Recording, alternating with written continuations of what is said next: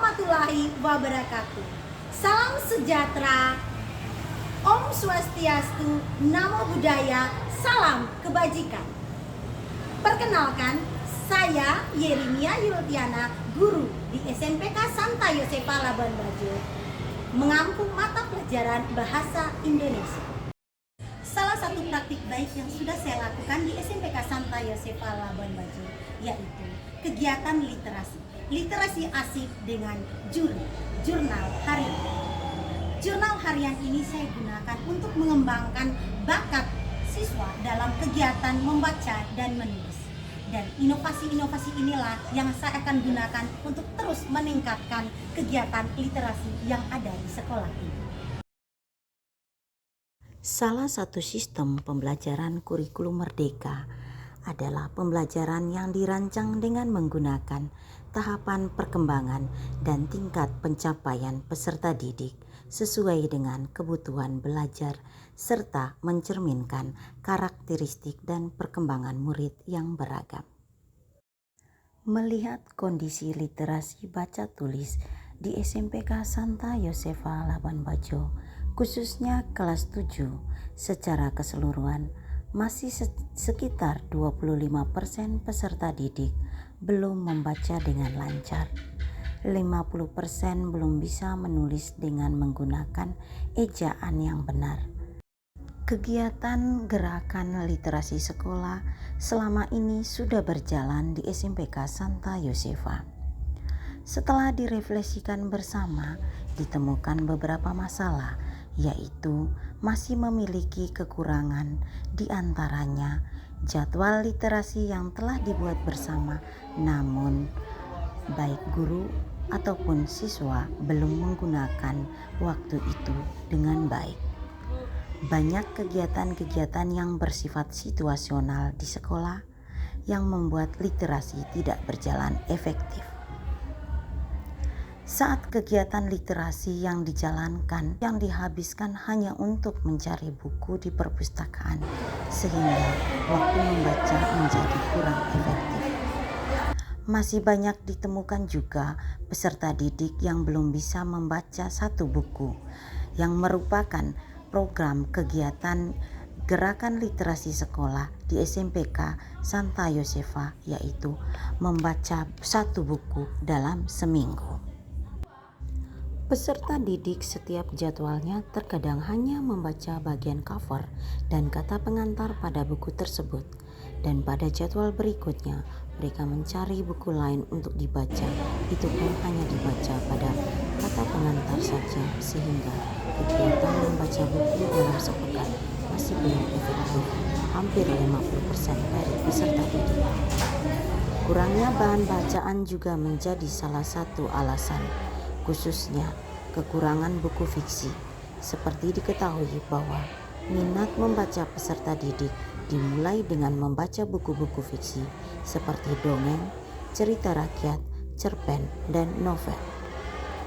Masih kurangnya peran ekstra dari guru untuk mengontrol penggunaan gawai pada peserta didik dalam mencari sumber bacaan pada Google. Sebagai guru, kita wajib melihat apa yang menjadi permasalahan dan mencari solusi dari setiap permasalahan yang ditemukan. Ada beberapa alasan praktik baik yang diterapkan pada peserta didik kelas 7 seluruhnya dari kelas A sampai D yang terdiri dari 106 siswa, yaitu dapat memberi solusi terhadap rendahnya kemampuan membaca dan menulis pada peserta didik.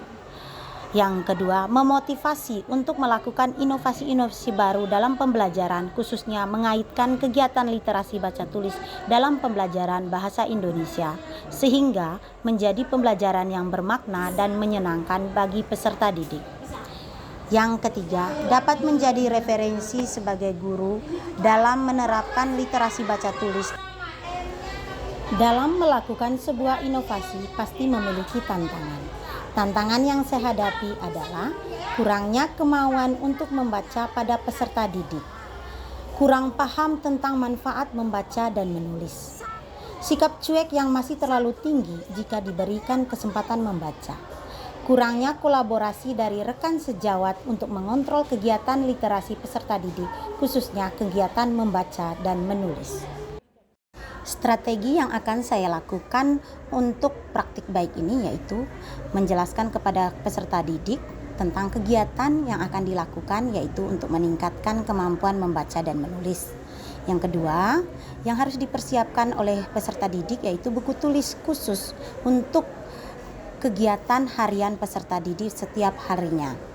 Yang ketiga, isi dari buku harian itu adalah tulisan tentang aktivitas peserta didik setiap harinya, baik apa yang mereka alami sendiri, buku yang mereka baca, atau informasi yang mereka dapatkan dari internet atau menonton pada YouTube atau media sosial lainnya. Yang keempat, peserta didik wajib menulis setiap hari dan akan diperiksa oleh guru pada saat jam pelajaran bahasa Indonesia dengan menggunakan 5-10 menit setiap memulai pelajaran bahasa Indonesia di kelas. Setiap tulisan siswa yang berkaitan dengan penggunaan ejaan, baik itu dari penggunaan huruf kapital, tanda baca, dan lainnya. Yang keenam, peserta didik wajib membaca hasil tulisannya dalam jurnal harian mereka untuk mengetahui kemampuan membaca peserta didik.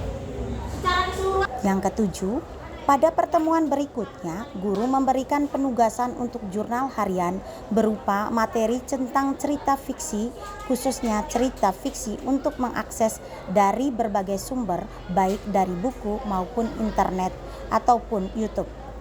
Yang kedelapan, bahan bacaan tersebut digunakan sebagai bahan pembelajaran yang akan diintegrasikan dengan pembelajaran bahasa Indonesia yang bertemakan teks cerita fantasi. Teks tersebut dapat dianalisis berdasarkan struktur ataupun unsur intrinsiknya. Yang kesembilan, setiap pertemuan ada beberapa pertemuan yang merekomendasikan peserta didik untuk mencari topik khusus, salah satunya tentang kearifan lokal, yang mulai dari kesenian, tarian, makanan lokal, permainan, dan nama-nama anggota tubuh dalam bahasa Manggarai. Guru memberikan kebebasan untuk mencari informasi dari berbagai sumber dan peserta didik bebas menentukan topik yang akan dibahas pada jurnal harian mereka. Yang ke-10, guru memberikan asesmen terkait topik yang akan mereka cari dengan menjawab pertanyaan sederhana berupa game interaktif pada aplikasi EduDisplay. Berarti kamu kegiatan Yang ke-11, literasinya guru memberikan kebebasan terkait kearifan kamu lokal sudah baca tentang kearifan lokal di kemarin sudah? Salah satunya permainan tradisional untuk dipraktikkan pola permainannya sebagai salah satu cara meningkatkan semangat peserta didik melalui kegiatan belajar sambil bermain. Yang ke-12, guru mengarahkan peserta didik tentang topik-topik yang akan menjadi bahan literasi pada pertemuan selanjutnya yang akan digunakan dalam jurnal harian mereka, seperti kegiatan literasi digital.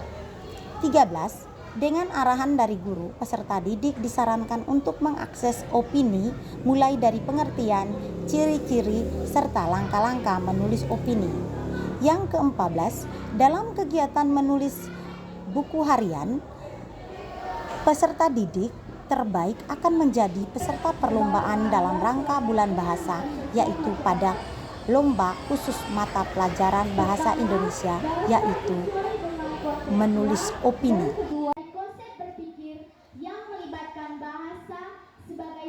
Kegiatan tersebut akan dilakukan secara terus-menerus dan akan dipantau oleh saya sebagai guru bahasa Indonesia dan kerjasama Bapak Ibu guru wali kelas maupun guru mata pelajaran lainnya. Kegiatan yang kita lakukan sehari-hari kita mengingat kembali kejadian-kejadian yang telah kita alami sebelumnya, menulis yang benar, yang kreatif. Contohnya kita menuangkan ide-ide hasil pemikiran kita sendiri serta kita menuliskannya. Yang kedua, meningkatkan daya ingat. Yang ketiga yaitu mengurangi stres.